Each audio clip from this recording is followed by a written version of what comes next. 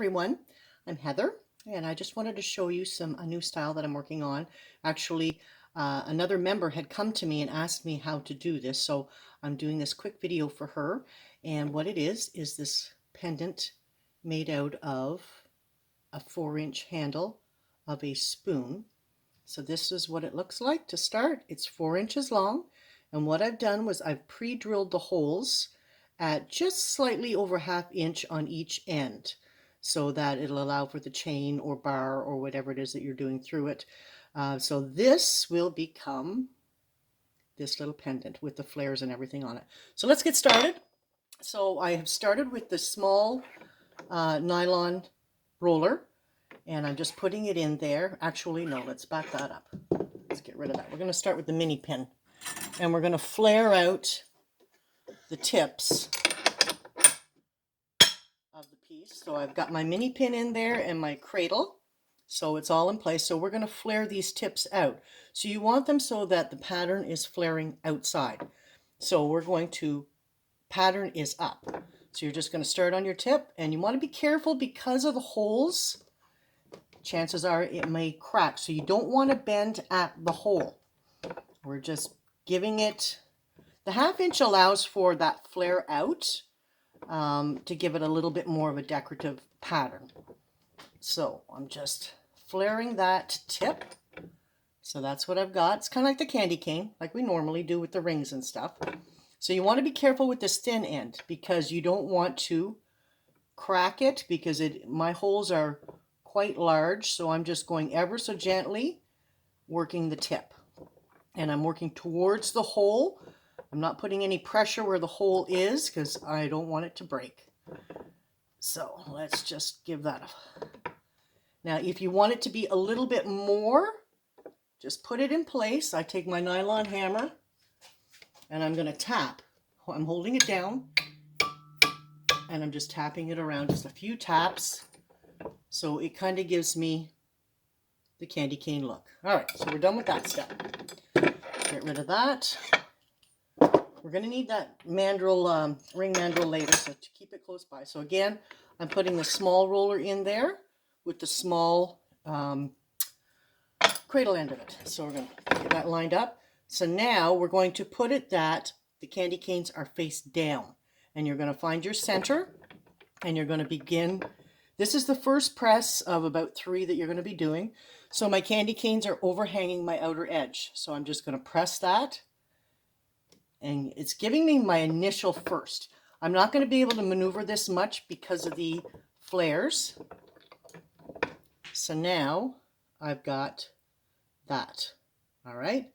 So now we're going to go down, get rid of this stuff, and I'm going to bring the ring mandrel back in again. And I'm going to use sockets. I have both measurements. So this one that I'm using is a 17 mil socket, okay? And I'm just going to, actually, it's going to wobble on my size 7 mandrel, but that's okay because I'm going to hold it in place there. Once I get it lined up, it'll be fine. So we've got that in place. And so now I'm going to take my cradle part and I'm going to put it right inside of it. Again, finding your center. So it looks like that. Now I'm going to press that. So I'm starting with my large, and again, I'm going to downsize. So I'm working it the same as a ring. We're just rolling it, rolling it, and rolling it to the max. All right, and then roll it the other direction. Hopefully my hand is not in your way that you can see what I'm doing. All right, so I'm going to flip this around because I want to get away from that mini pin cradle. So right now, I'm almost there. And you can take this down as tight as you want it to be. Get my hand out of the way again. And we're going to just continue to curl that. And make sure they're lined up center of each other. All right, so I've taken it right around to that end again, to the maximum. So right now, I'm almost at that. So as you see, this side's a little bit higher over here. So I've got to tighten that up a little bit. So we're going to switch to the next one. So this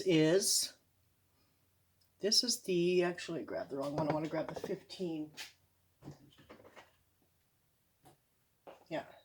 I do the 15 and I do the 17. Well, the 17 then the 15. And let's go down to our next pin. If you had the square mini pin or the square pin, that would work great too. So, but again, this is just sitting on there. It is, like I said, it is wobbly, but it's okay because once you get it onto the metal, you'll be all right with it. So again, I want to tighten up this other side, so I'm going to do it first. So we're going to get it in there. See, it's sitting just like that. I don't know if you can see that or not. So we're just going to continue to press that. I want to level this out so that that one side is a little bit more even than the other.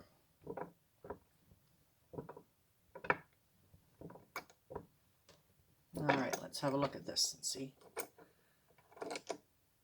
So again, we're almost there. So you can continue to go down in your sockets depending on how tight you want them to be.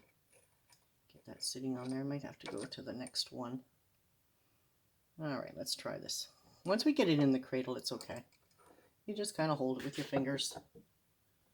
See how it's bringing it right in? Nice and tight. Get my fingers out of your view so you can see what I'm doing.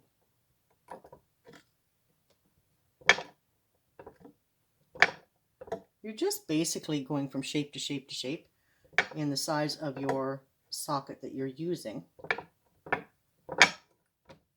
The mini pin works best, or like the square pin. So as you can see, we are pretty much almost there. If you want to tighten this up even more, depends on what you're using these for. If you're hanging pieces inside of it, then you want to leave a little bit of a gap. So now I'm on to, what number is this? This is number 13. Get it on there and do the same thing. Start in your center and work side to side.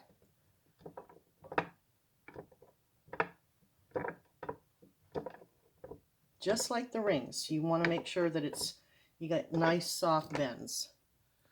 So there you have it. So enjoy, guys. Have fun. Be creative with them and see what happens.